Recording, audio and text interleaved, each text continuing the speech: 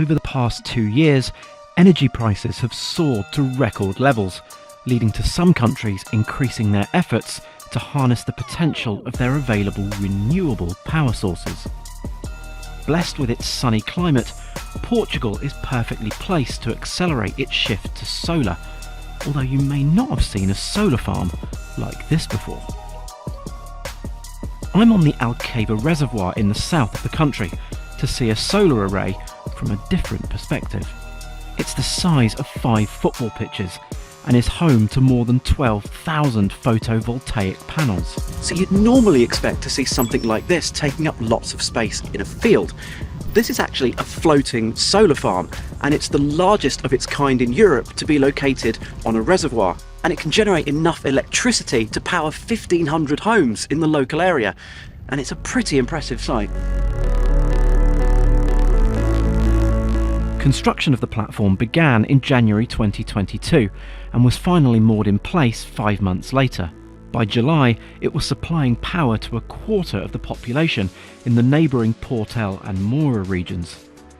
With a price tag of €6 million, the solution isn't cheap, but energy firm EDP estimates the solar farm will recoup its investment in a decade. But there's a particular reason why the solar farm was built at this spot. Namely, its proximity to the Alcava Dam. The hydroelectrical plant only uses 1/3 of the capacity of the power line, so we have 2/3 available, and then the objective was to use that available capacity to inject an additional renewable source, in this case solar. So we created this hybrid concept. So we combine solar and hydropower on the same power line, sharing the same infrastructure. But there are other benefits to having the solar platform on water. Being closer to the water surfaces, we reduce the temperature of the panel, and then we increase the efficiency of the panels. We observed an increase in efficiency up to 10%, an annual average increase of around 4% in increase of production. Large platforms like this one also cool water temperatures by shielding the surface from the sun. This not only reduces evaporation, but prevents the growth of blooms of blue-green algae, which can produce harmful toxins.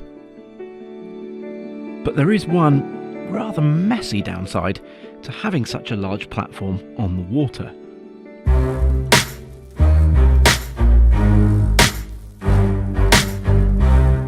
And one thing that I couldn't help but notice when we were looking at the panels is the local birds leave some gifts behind. What kind of impact does that have, and how do you manage that? When they are very dirty, it has an impact on the efficiency of the panels. We are doing some proof of concepts with the robot. We have the idea to have autonomous robots doing these cleanups with some artificial intelligence also predicting when is the best time to do this cleanup. And with thousands of panels, that's potentially a lot of cleanup. But that begs another question. With all these panels sat on a concrete platform, what's keeping the platform afloat? This is it. There you go. It's pretty mind-blowing to think that this can support hundreds of tons of concrete and solar panels. That's right. Doesn't seem like it, but it works. Amazing. These floating systems, they will have to last around about 20 years, more or less. You have a lot of mechanical stress on the platform. So essentially what we try to do is to design a compound that can have the best of both worlds. So recycled polyethylene and cork. But despite their advantages, it's estimated that currently less than 1% of the world's solar installations are floating. This is in part due to cost and being able to position panels at an optimum angle to maximise their output. But already new tech is being developed that allows a solar farm, like this one in the Netherlands, to track the sun throughout the day, rather like a sunflower does. It's claimed that sun tracking installations could increase energy production by 1/3.